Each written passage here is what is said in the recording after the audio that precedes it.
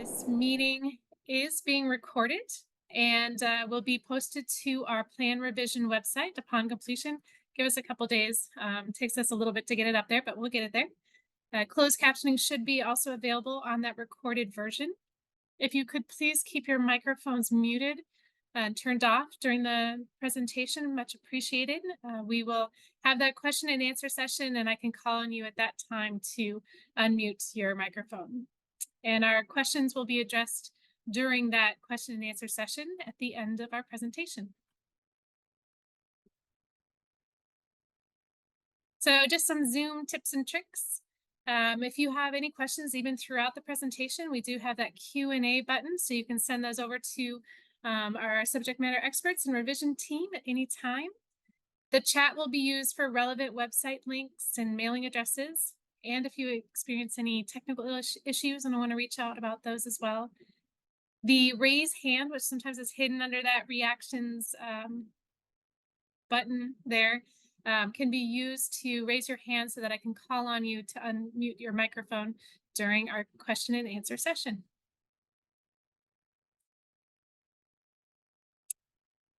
The Forest Service is working with the Society for Wilderness Stewardship as subject matter experts. We've partnered with them to support this land management plan revision component, and they're working very closely with all the subject matter experts on the Tongass.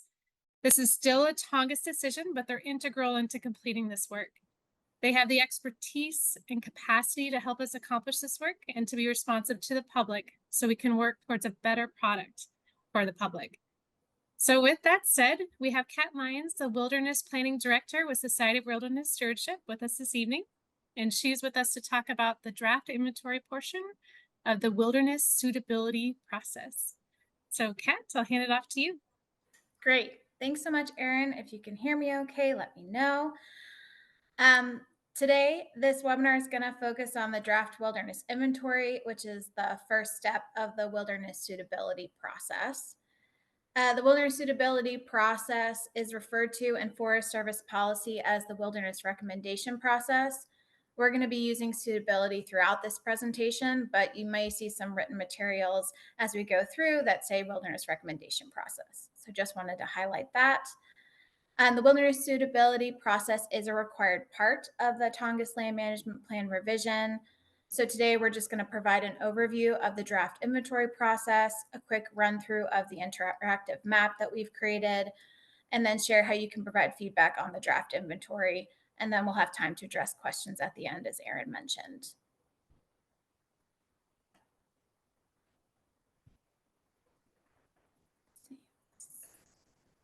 Great. So just wanted to go over a quick agenda. So the Forest Service has gone over how to navigate Zoom, but obviously if you have any technical issues, please send us a message using the chat. So I'm going to quickly go over staff introductions for our specific team, provide some context on the wilderness suitability process, an overview of the draft wilderness inventory interactive map, and then leave room for question and answer.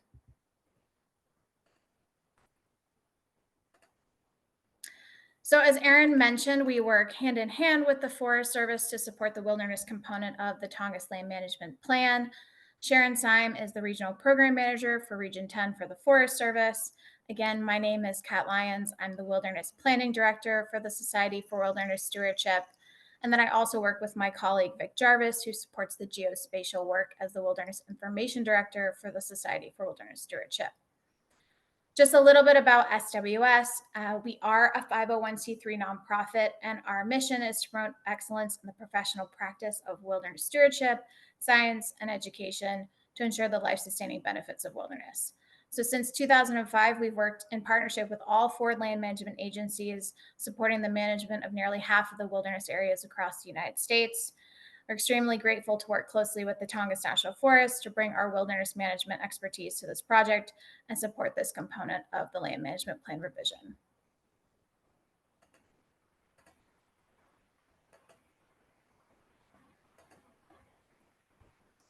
So just a quick reminder of what designated wilderness is. Congress passed the Wilderness Act of 1964 to establish the National Wilderness Preservation System. And this is a national network of more than 800 federally designated wilderness areas across the country. Congress designates those wilderness areas through things like legislation, and then agencies such as the Forest Service manage those lands in compliance with the Wilderness Act.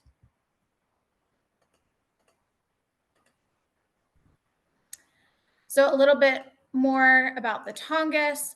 The Tongass is one of the most wild places in the country, as you all know, and it's unparalleled opportunities for recreation and solitude.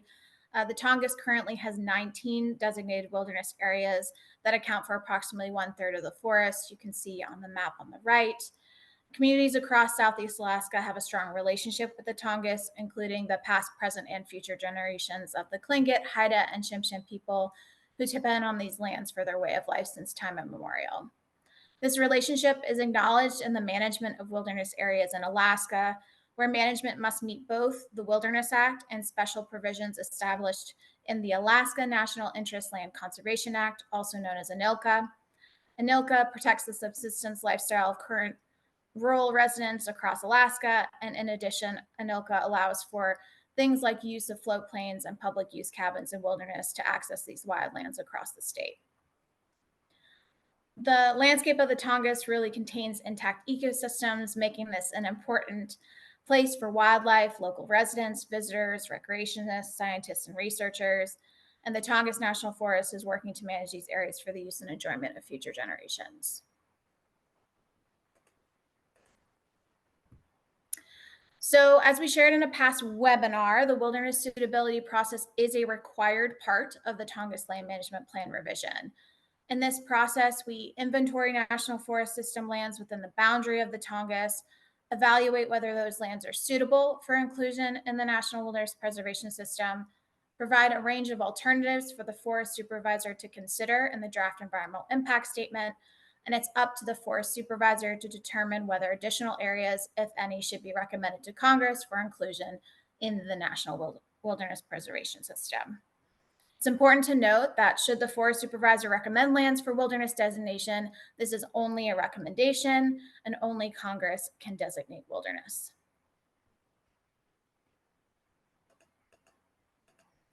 So to complete the wilderness suitability process, we are required to assess and analyze the entire Tongass National Forest to see if any additional areas are suitable for inclusion to be recommended to Congress for inclusion in the National Wilderness Preservation System.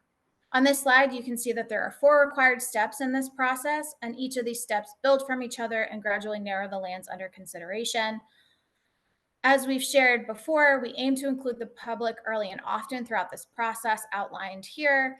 So in the next few slides, I'm going to go into detail about the development of this first step, which is the draft inventory, and the upcoming opportunity for you to provide feedback on that draft inventory.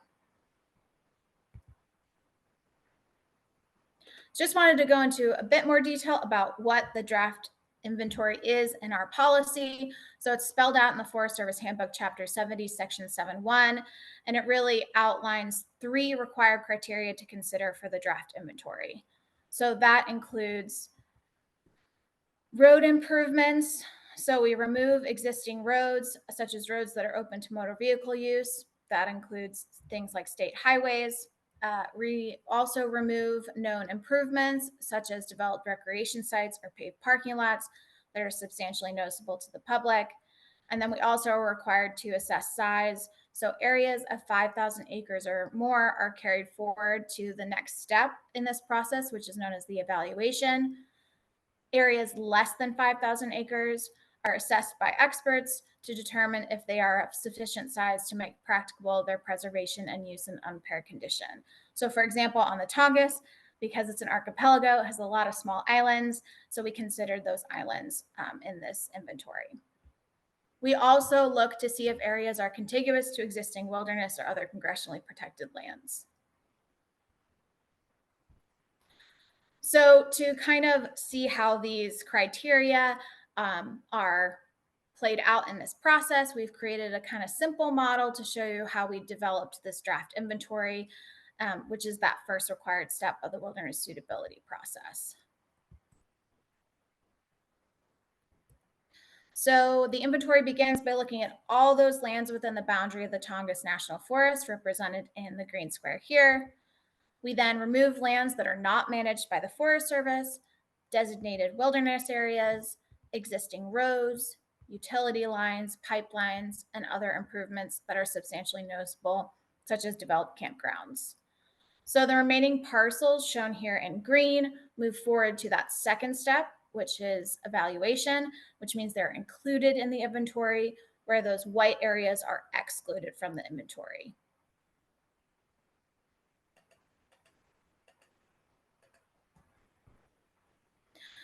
Today, we're able to share with you the draft wilderness inventory. To achieve the draft inventory, we've been hard at work with specialists across the Tongass over the past few months to really gather the best available and reliable data we have at hand. So over the next few slides, I'm going to have a few short videos that we've pre-recorded that kind of walks through the map navigation so you can get a better sense of how to navigate it.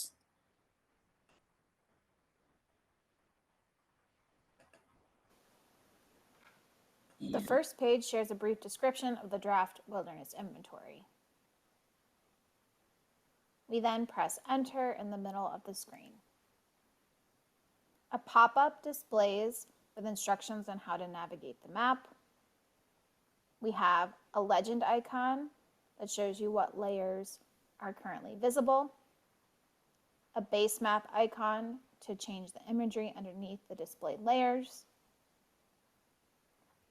and a layer icon that shows you a variety of layers you can turn on and off using the eye icons here. We then press enter on the right corner, which takes you to the draft Tongass Wilderness Inventory.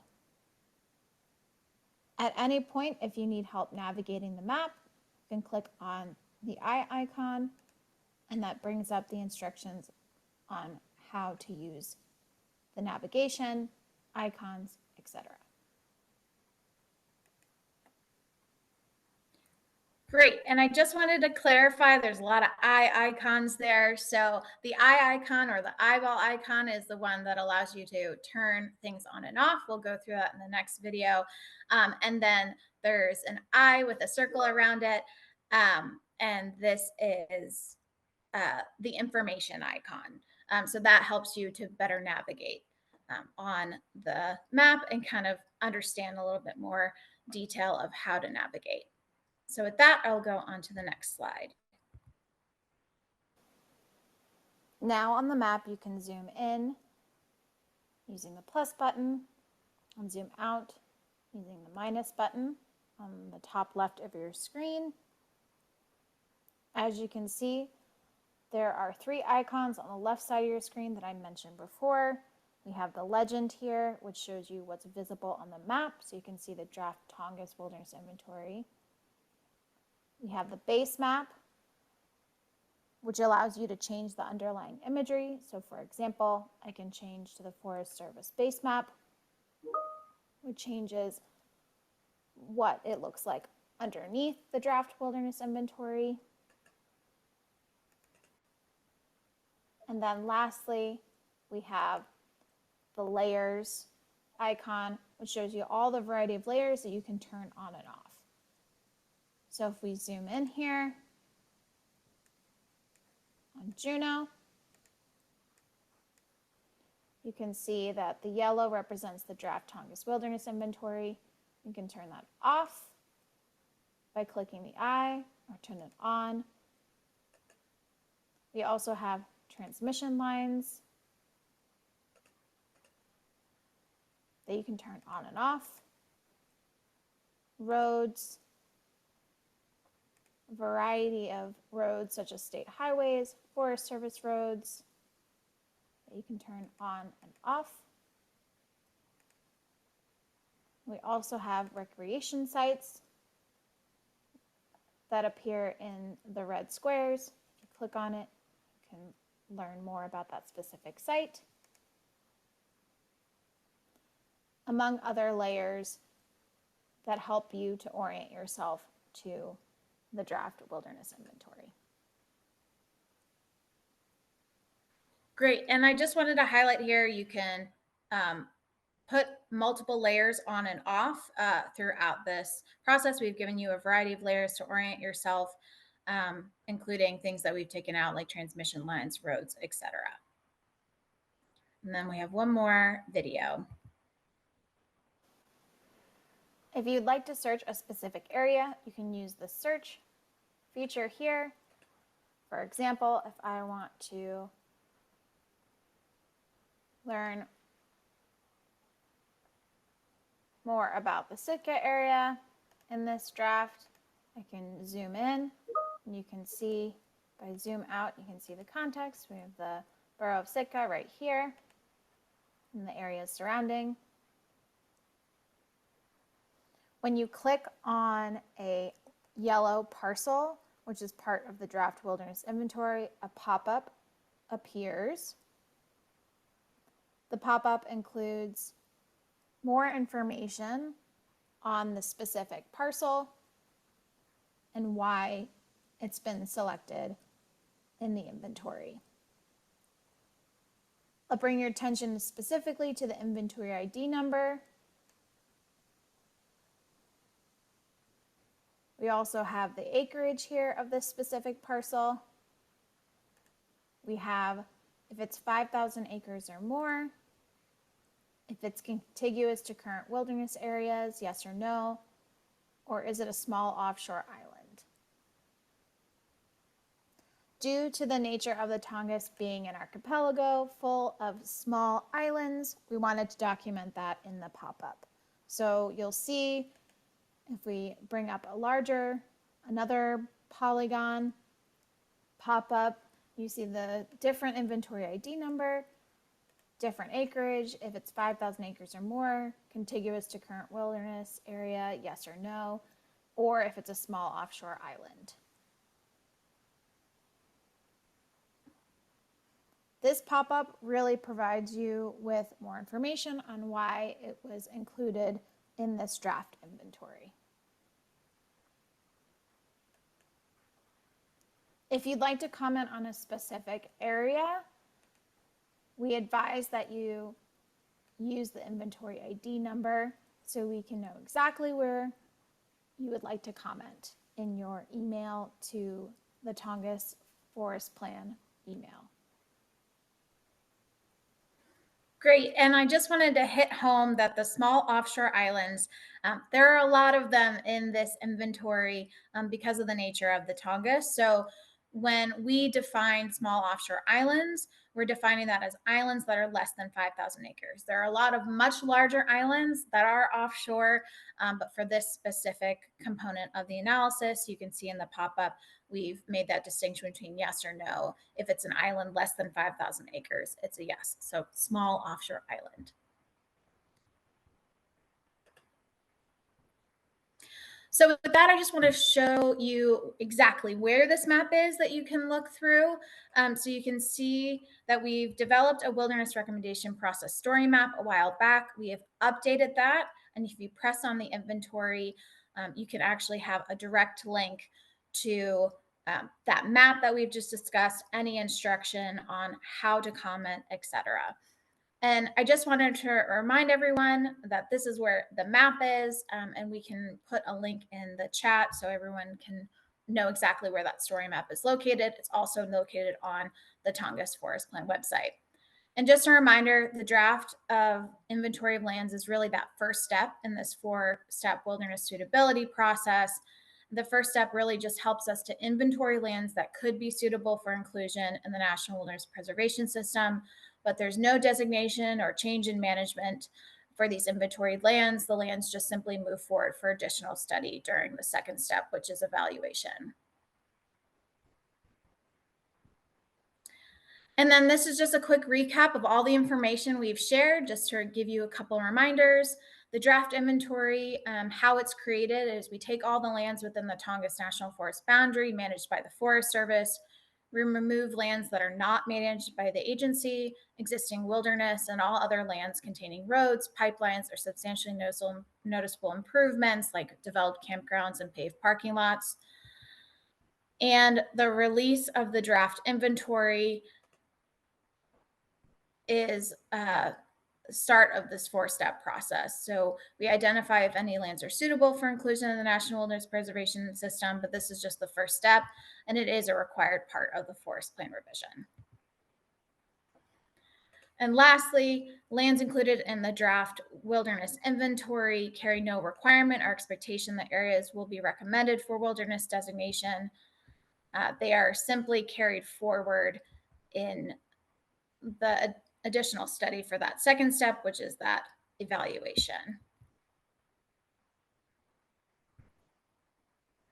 And just a quick reminder of what we're asking of you and the public and what we're looking for here.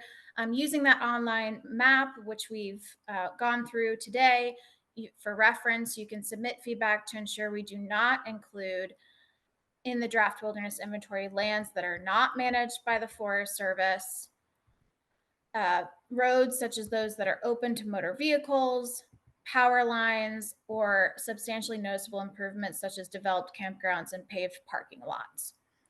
So if you'd like to submit a comment on a specific parcel or area, we encourage you to click on that area in the map and use that identification number. I've just highlighted here, and that shows up in the pop-up window when you're in that interactive map. Again, if you identify areas that are included in the inventory but should not be because they have areas that are paved parking lots or roads that are used regularly by motorized vehicles, please email the Tongass Plan Revision at USDA.gov to provide your feedback. The feedback period starts today, July 10th, and will close at 11:59 p.m. Alaska time, September 14th. And last but not least, I just wanted to thank you so much for taking the time to learn about the draft wilderness inventory, which is that first step of the required wilderness suitability process.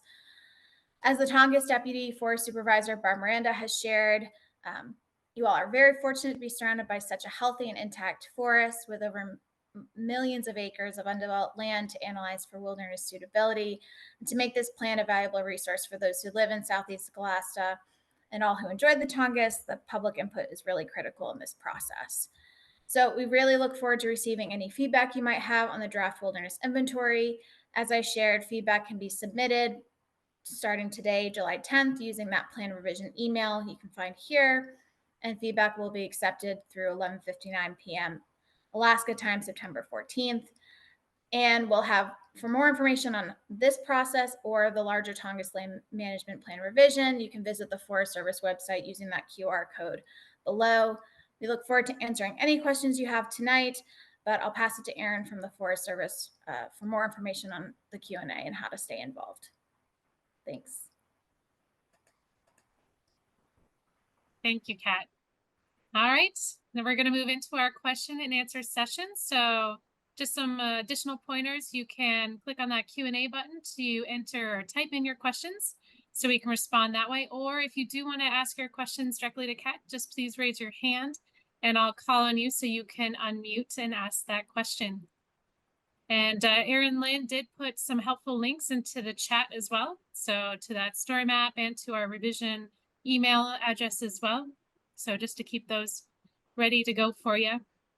And we did get one question so far, which I'll go ahead and read.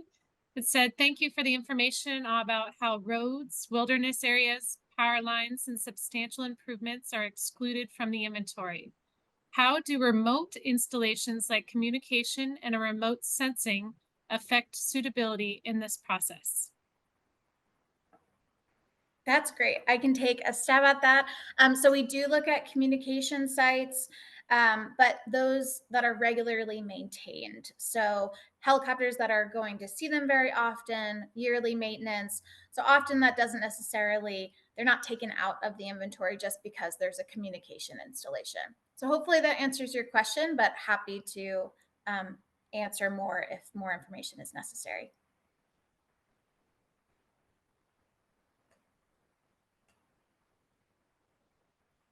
All right, and so feel free to raise your hand if you want to be unmuted or, oh, we got one. It says, how many parcels or polygons are in the draft inventory? And what is the total acreage of the draft inventory? Sure. I can pull that up really quickly and put it in the chat for you. if that works. So let me go into my database quickly. Sounds good.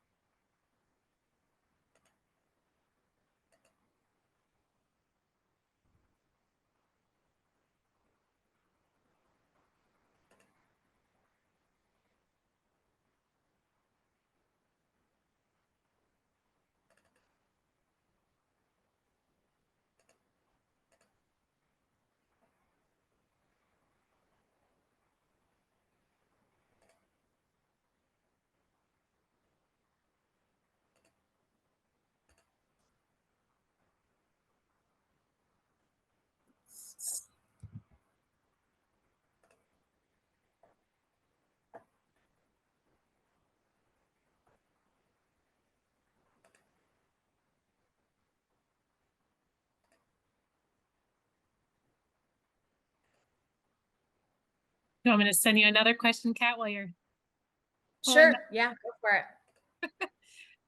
this might be a good one. It says, is there a way to submit a request to delist wilderness instead of recommending more wilderness? That is a great question. I would pass that on to my colleague, Sharon, to see if that has been considered.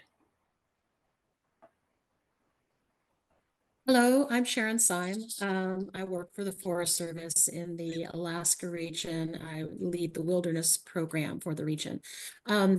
Like designation of wilderness, delisting of wilderness can only happen by Congress. So certainly we are expecting through this process to hear people's opinions about whether they're in favor of wilderness or not in favor of wilderness generally, also specific location information. I would encourage you, if there are specific areas that the wilderness designation is preventing you from pursuing the kinds of activities that you feel are really important in that area, there certainly is fine to go ahead and share that with us. But we at the forest level, at the regional office, the Forest Service, we cannot delist designated wilderness. Only Congress can do that. So we certainly are receptive to hearing about your opinions, to hearing about particular problematic areas, but we can't actually delist areas through the land management planning process. That said, it certainly could be a potential start for something that gets carried forward to Congress.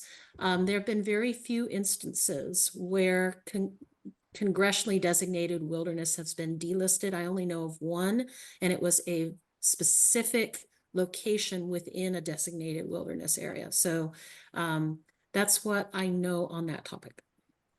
Thanks so much, Sharon, for hopping on. I really appreciate it. And I did get those numbers, but they have shifted a little, but we at least have 20,000 polygons in the draft inventory, and that will shift with your input as you provide more information. So we can update you on the acreage of that based on the feedback we get in the final inventory. All right, thank you both. I'm going to try to read this, the majority of this next question here from Nathan. It's, how are you viewing subsistence use and its compatibility with recommended wilderness? Calls out that subsistence is not mentioned in chapter 70, but there is some language that states it under management of recommended areas, specifically calling out that it will continue existing uses only if such uses do not prevent the protection and maintenance of the social and ecological characteristics that provide the basis for wilderness designation. And Nathan, if I butchered that too much, you're welcome to speak up as well. But I think Kat's got the question as well. Yeah, that's a great question. So in the draft inventory, we're not looking at that specific quality that we would consider that our wilderness character. That's kind of more for the evaluation. But Sharon, if you have other thoughts or comments on that. Yeah, ANILCA, of course, applies to, and the section on subsistence applies to all lands that the National Forest System manages, including designated wilderness. And so we are not going to be carving out areas because they are or are not for used for subsistence purposes. That said, it could be that someone or some community may find that concerns about the compatibility of designated wilderness or recommended wilderness with subsistence or traditional ways of life, in which case there could be a need to identify specific areas that you'd like to see not recommended for wilderness because it's potentially viewed as incompatible. Similarly, some people may think that designation of wilderness or the recommendation of wilderness helps protect some of those subsistence practices and would like to see some recommendation in order to perhaps provide additional protections for the way they happen to use that landscape. So comments about specific areas are helpful. That said, whether an area is recommended for wilderness or not, whether we have an area is designated wilderness or not, ANILCA requirements about subsistence applies to all lands that we manage. Thanks so much, Sharon. Appreciate that context. Can I ask a follow-up question to that, Sharon and Kat and Aaron? Thank you for that. So the 2012 NIFMA regs, National Forest Management Act regulations, don't mention subsistence at all in the recommended wilderness inventory and evaluation process. My understanding is that as it pertains to recommended wilderness, because we're not talking about suitability here. Suitability is a different thing. That's not mentioned at all really in the Chapter 70 2012 regs. Recommended wilderness under the NIFMA regs of 2012 don't mention subsistence, but can we acknowledge that the Tongass obviously is a very unique landscape, that subsistence is a huge part of the communities here. And as it pertains to ANILCA, does ANILCA supersede the NIFMA regs from 2012? Is that your understanding? Well, I'm not a lawyer, but my understanding is that no, it doesn't supersede, but we have a requirement that we still have to, the plan direction that we develop for this revised land management plan still has to be compatible with ANILCA because that is an overarching statute that directs how we manage our lands. So within, let's say we are going to recommend a few acres for wilderness designation. So we do end up with a wilderness recommendation. In the forest plan, we need to have what we call plan components that will help tell us how we are going to manage those acres that are recommended for wilderness. That gives us a fair amount of flexibility to incorporate things in our management of recommended wilderness lands, to incorporate things such as the importance of subsistence or the value of subsistence. So we want to work with the public in developing any such plan components. And this is whether we're talking about recommended wilderness or other kinds of management approaches. This is why we're trying to engage with the public and why public input is important. This is your land management plan. So if it's important for us to talk specifically about subsistence and subsistence activities within lands that potentially are recommended for wilderness designation, we have the flexibility of doing that through the plan components that we will be developing.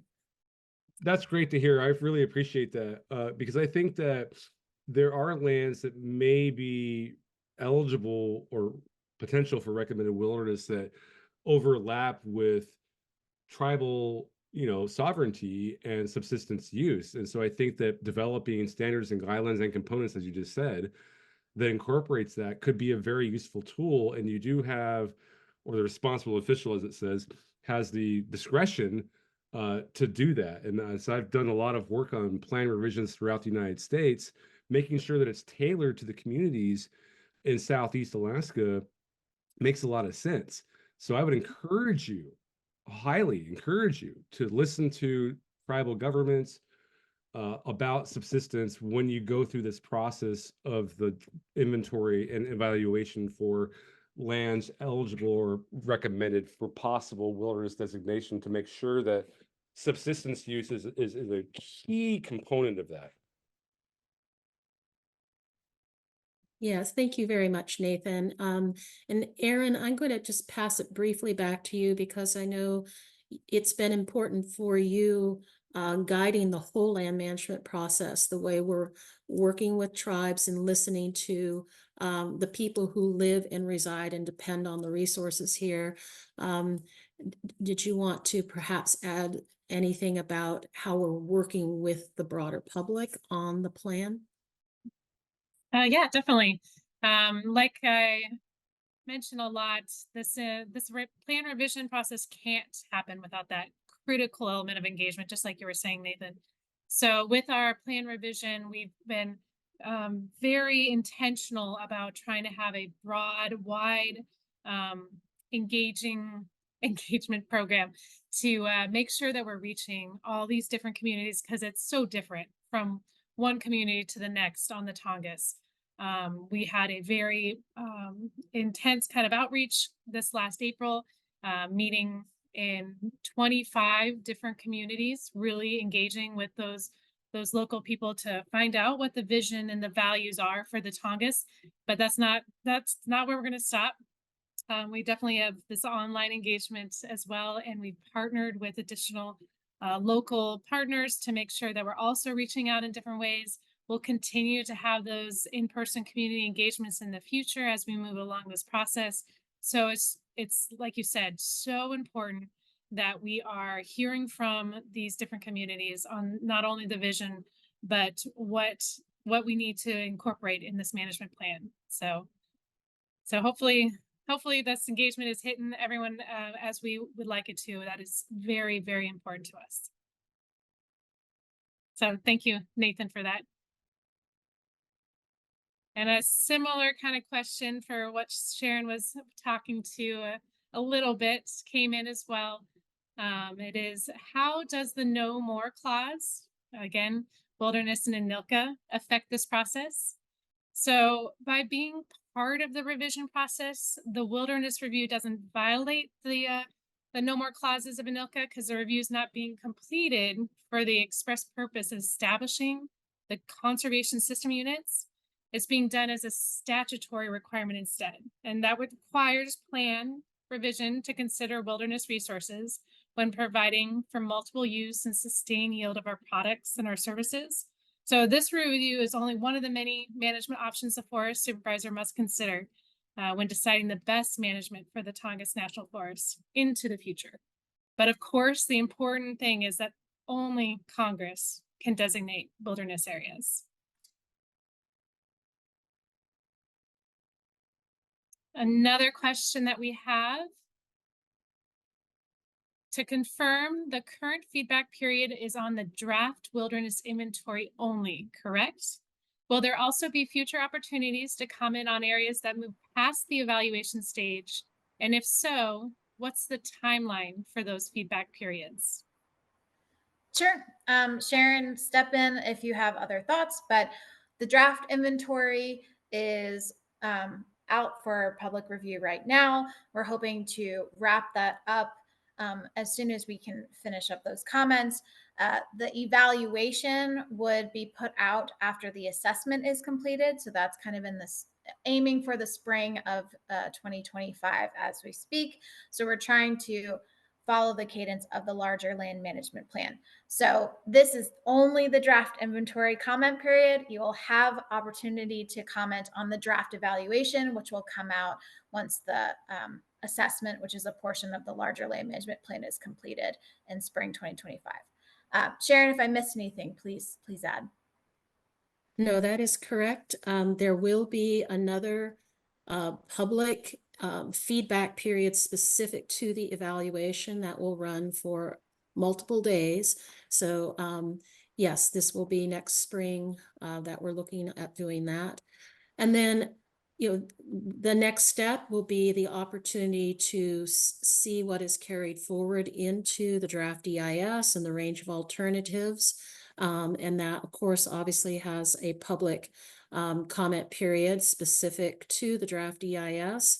But within the draft EIS and obviously the proposed plan that comes out as a proposed action, there'll be myriad of things that you can comment on, including whether areas should be recommended for wilderness, whether the plan components that have been drafted for any such recommendations incorporate all the key components and standards and guidelines that we need to be considering in order to manage the Tongass the way that the public wants the Tongass managed.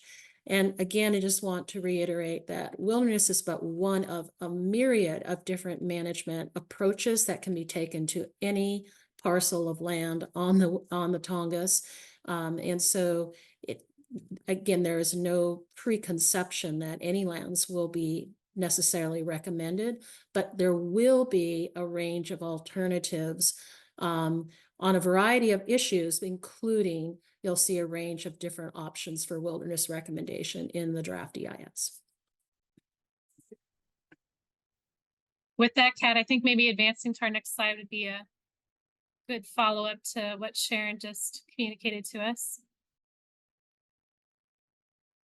So to find out those comment periods, I would say there's two main ways to make sure you're on top of all those. One is to sign up for our Gov delivery, because sending out anytime we have those comment periods available, any upcoming outreach that we're doing, I do send those out with the Gov delivery. So you can make sure that you get those by signing up on our website. There's a box, as you can see here, where you can put your email address in so you can get on that mailing address to stay up to date on those opportunities, because this is a multi-year process. We're not anticipating finishing this until 2027, 28. So please just stay with us along this for multiple points of engagement and getting feedback. We do have this plan revision inbox, like Kat mentioned as well. That's where this feedback's going to go, but also a way to reach out to us with any questions or any follow-up you might have at tongassplanrevision@usda.gov. And then next slide. We also do have a revision office hours as well.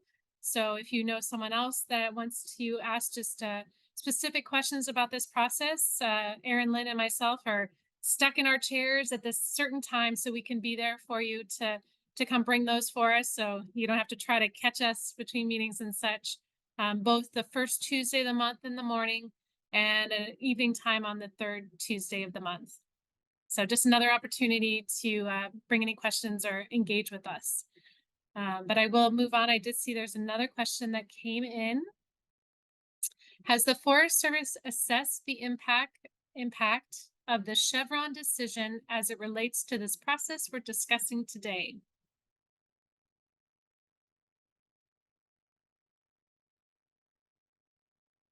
I'll send that over to you, Kat. Sure. We have, within the context of the draft inventory, we have not looked at that Chevron decision as it relates to this specific component. And I would assume Erin or Sharon, if you have any other thoughts on the larger land management plan, if there's any comments on that.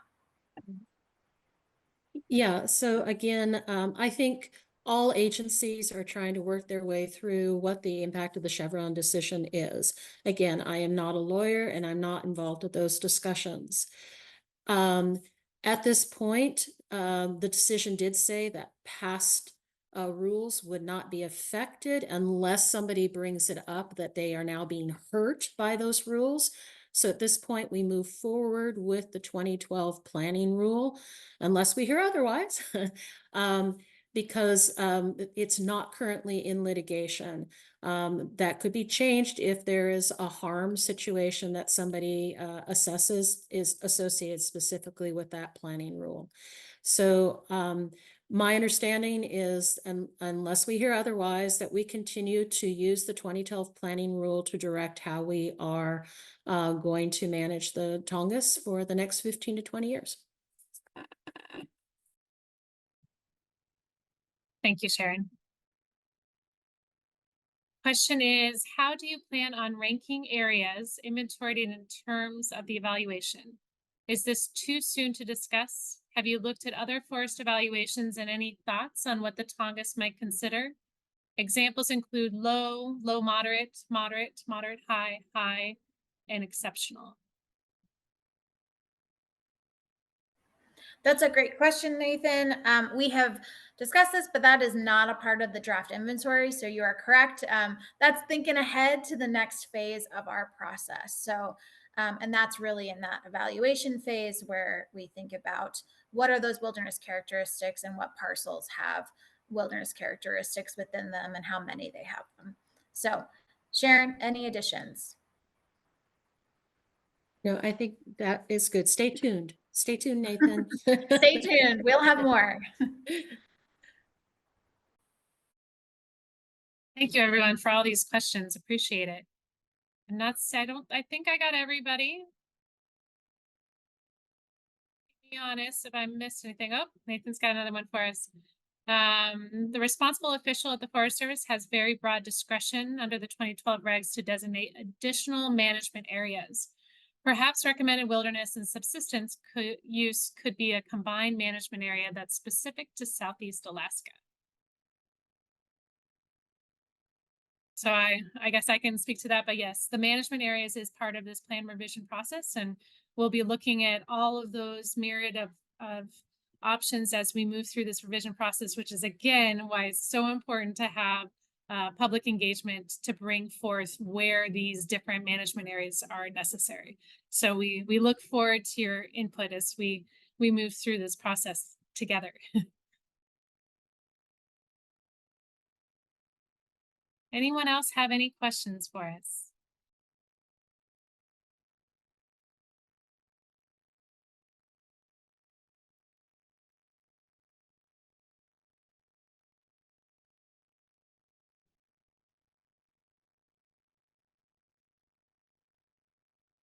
Well, we really appreciate everyone's time tonight.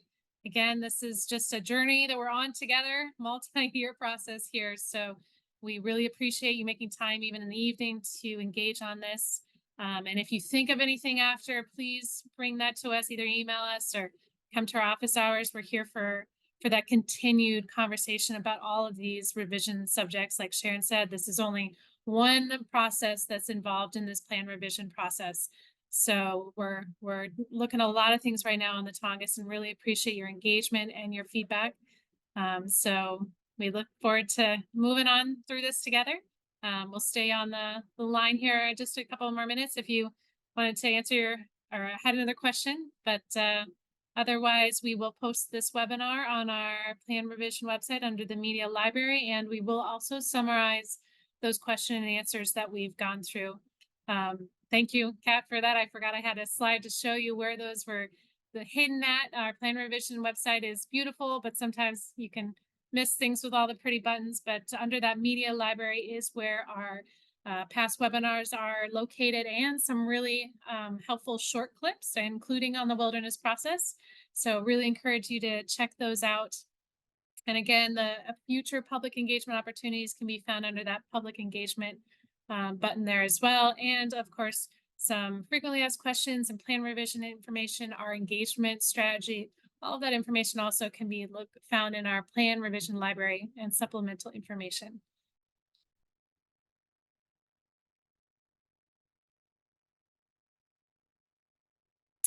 And just one last question. Do you have a timeline on the, oh, we're switching subjects. Timeline on the Wild and Scenic River draft eligibility? Sharon? That one I can take. I also involved with the Wild Scenic River eligibility study. It will be following the same timeline as the wilderness evaluation. So we are not able to put the eligibility study out as a draft for the public until the assessment is completed. So we are looking at next spring of 2025, when the wilderness evaluation and the draft Wild Scenic River eligibility study will be shared with the public, and the public will be provided an opportunity to provide feedback and comment on those two processes. Thank you, Sharon.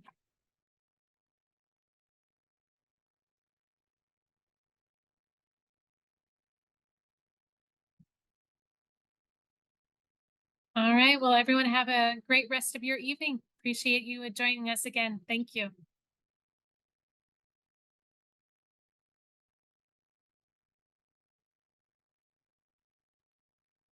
Aaron, it looks like Nathan also wanted to know about species of conservation concern. Can you speak to the timeline for that? Yep. Just one of those to just kind of stay engaged as we move through that process as well. Another parallel process in this revision. We are looking to have that